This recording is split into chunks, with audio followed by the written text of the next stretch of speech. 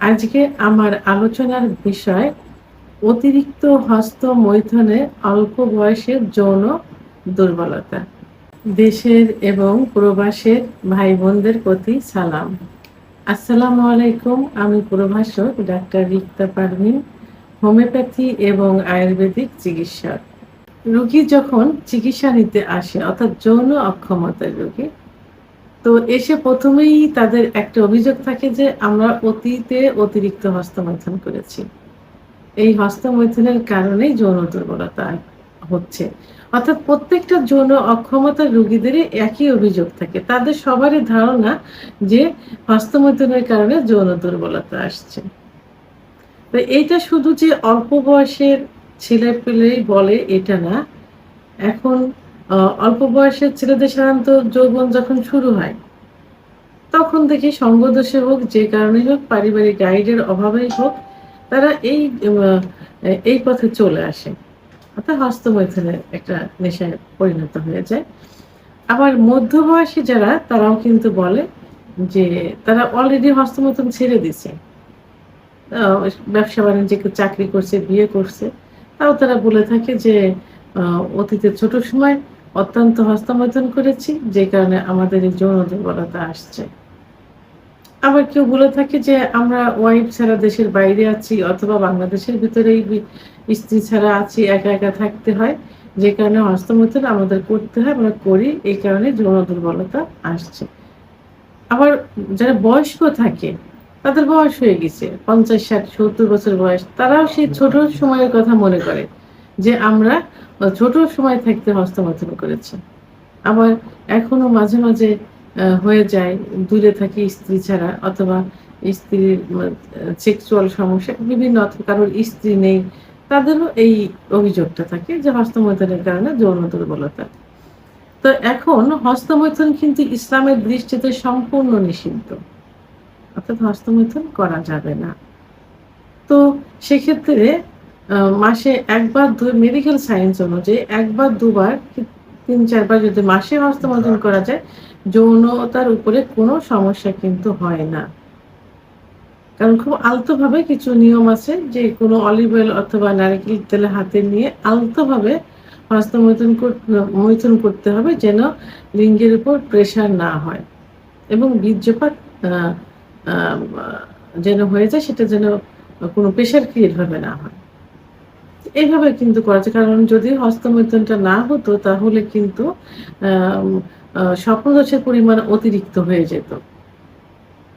তা একবার স্বপ্নদোষ হলে যে পরিমাণ বীর্য যায়, তো আ ৩-৪ বার সহবাস করলেও, হস্তমৈথুন করলেও কিন্তু অত পরিমাণ বীর্য যায় না। সেহেতু স্বপ্নদোষ খুবই ক্ষতিকর।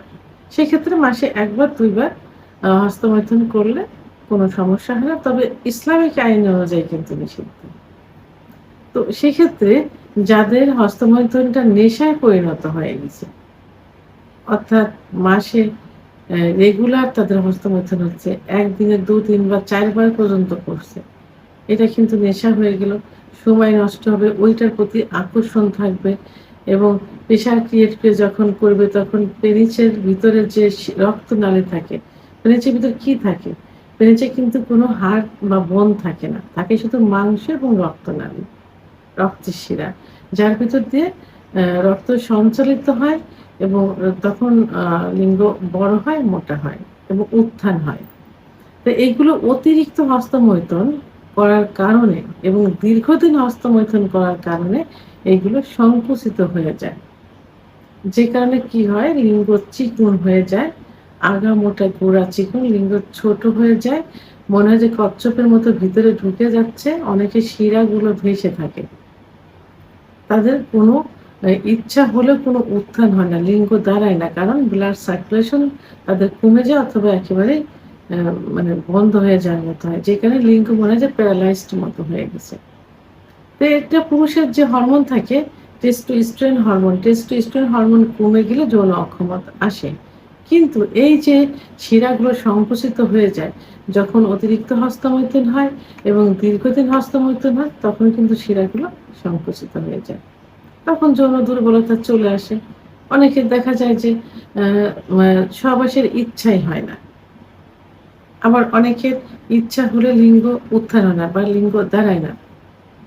দাঁড়ালেও দেখা যায় যে মানে যৌন ফোরপ্লে করছে স্ত্রীকে, ওর মাঝেই নিস্তেজ হয়ে গেছে। অথবা যৌন মিলনে যাবে, স্ত্রী যোনি স্পর্শ করছে, মাঝে বীর্যপাত হয়ে গেছে।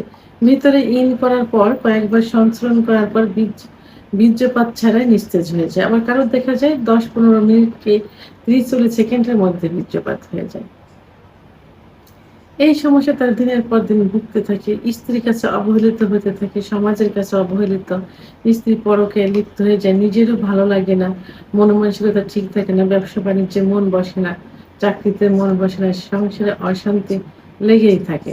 আবার অতিরিক্ত হস্তমৈথুনের কারণে পুরুষের অবশ্য মহিলারা হস্তমৈথুন করে, আজকে আমি পুরুষ নিয়ে কথা বলছি, এজন্য পুরুষদের বিষয়ে বলছি। যে পুরুষের যে সেক্সুয়াল ইচ্ছাটা হয়, এটা কিন্তু নার্ভের থেকে হয়, ব্রেনের থেকে হয়। এই যে ব্রেনের তখন কার্যকরী ক্ষমতা কমে যায়, যে কারণে ইচ্ছা শক্তিটা হয় না। তো পুরুষ চক্ষুগুলো দেখা যায় কোঠারগত হয়ে গেছে, ভিতরে ঢুকে গেছে, রাত্রে ঘুম হয় না, নেশা করার মতো মনে হয় যে নেশাগ্রস্ত। গায়ের চামড়াগুলো লুজ হয়ে যায়, দেখতে কঙ্কালসার একদম, চলগুলো ভেঙে যায়। অর্থাৎ দেখতে বয়স্কের মতো দেখা যায় এবং নেশাখোরের মতো দেখা যায় এবং যৌন অক্ষমতায় চলে আসে।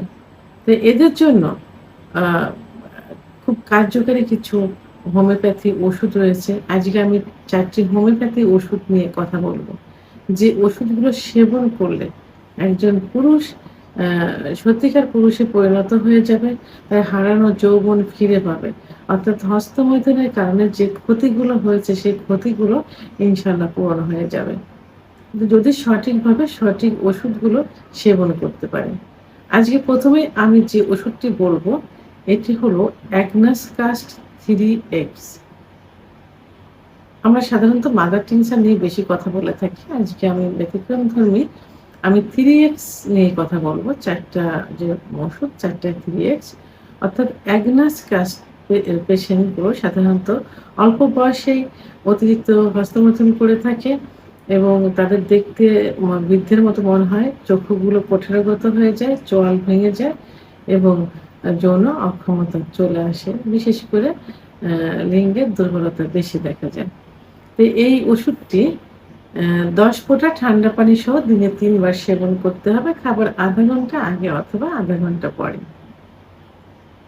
২ নাম্বার যে ওষুধটি বলব, সেটি হলো অ্যাসিড ফস 3X। অ্যাসিড ফস ঔষধটি যৌবন বয়সের রোগীদের জন্য খুবই কার্যকারী। কারণ এই রোগীগুলো সাধারণত যৌবনের শুরুতে দেখতে হৃষ্টপুষ্ট থাকে, স্বাস্থ্যবান থাকে, কিন্তু হস্তমৈথুন করতে, করতে একটা সময় গিয়ে দেখা যায় স্বাস্থ্য ভালো আছে, বাট তাদের যৌন অক্ষমতায় চলে আসছে। অল্প সময়ের ভিতরে বীর্যপাত হয়ে যায় এবং স্নায়বিক দুর্বলতা চলে আসে। তারা বসে আছে, উঠে দাঁড়াতে গেলে চোখের ভিতরে অন্ধকার, জনিবিনি, মাথার ভিতর ঘোরা ইত্যাদি লক্ষণগুলো আসে। বুক ধড়ফড় করতে থাকে। তো এই রোগীদের ক্ষেত্রে সাধারণত অ্যাসিড ফস 3X ওষুধটি ১০ ফোঁটা ঠান্ডা পানি সহ দিনে ৩ বার সেবন করতে হবে। খাবার ০.৫ ঘন্টা আগে অথবা ০.৫ ঘন্টা পরে। ১ থেকে ৩ মাস পর্যন্ত সেবন করতে হবে। ৩ নম্বর যে ওষুধটি, সেটা হলো লাইকোপোডিয়াম। Lycopodium 3X। লাইকোপোডিয়ামের রোগীগুলো দেখতে কিন্তু লম্বা চওড়া হয়ে থাকে। তারা সামনের দিকটা একটু ঝোঁকা অবস্থায় থাকে। একটু ঝোঁক দিয়ে হাঁটে সামনের দিকে। তো এই রোগীগুলো হস্তমৈথুন করার কারণে যখন নেশায় পরিণত হয়ে যায়, তখন লিঙ্গগুলো ছোট হয়ে যায় এবং চিকন হয়ে যায়। তো সেই ক্ষেত্রে এই লাইকোপোডিয়াম প্রয়োগ করলে কিন্তু খুব দ্রুতই যৌন অক্ষমতা তো ফিরে আসে, সঙ্গে লিঙ্গ আস্তে, আস্তে কিন্তু পূর্বের অবস্থায় ফিরে আসে, অর্থাৎ পূর্বের আকারে চলে আসে, সতেজ হয়ে যায়। লাইকোপোডিয়ামের রোগীরা গ্যাসের সমস্যায় ভুগতে থাকে। সাধারণত খাবারের পরে এদের উপরের পেটটা ফুলতে থাকে, মুখে চোকা, চোকা ঢেকুর আসে মাঝে, মাঝে। তো এই ওষুধটিও লাইকোপোডিয়াম 3X ওষুধটিও ১০ ফোঁটা ঠান্ডা পানি সহ দিনে ৩ বার সেবন করতে হবে। খাবার ০.৫ ঘন্টা আগে অথবা ০.৫ ঘন্টা পরে। ৪ নম্বর যে ওষুধটি বলব, সেটি হলো স্টাফিসিইগ্রিয়া 3X। স্টাফিসিইগ্রিয়া 3X অর্থাৎ স্টাফিসিইগ্রিয়া ওষুধটির রোগীরা সাধারণত স্বপ্নদোষ বেশি হয়ে থাকে স্টুডেন্ট অবস্থায়। তো রাতে দেখা যায় ২-৩ বারও হয়ে থাকে এবং এরা অতিরিক্ত হস্তমৈথুনের নেশায় লিপ্ত থাকে। যে কারণে এরা যৌন দুর্বলতা চলে আসে।